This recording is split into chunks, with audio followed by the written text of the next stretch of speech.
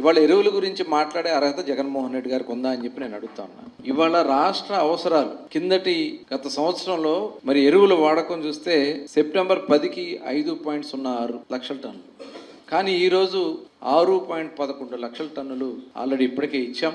ఇంకా రిక్వైర్మెంట్ ఉన్న సుమారుగా ఒక 80,000 టన్నుల రిక్వైర్మెంట్ ఉంది. ఆల్రెడీ కేంద్రం కూడా సపోర్ట్ చేసి ఇస్తున్నారు. కొన్ని అవగాహన లోపాల వల్ల అధికారులు ఆ ట్రాన్స్పోర్టేషన్లో వేరు ప్రాంతాల్లో అక్కడ స్థానికంగా ఉన్నటువంటి దీనివల్ల ఇబ్బంది వచ్చింది. రైతులే మరి అక్కడ అడ్వాన్స్గానే మనం ఈరోజు ఉపయోగించుకున్నారు ఎరువులు.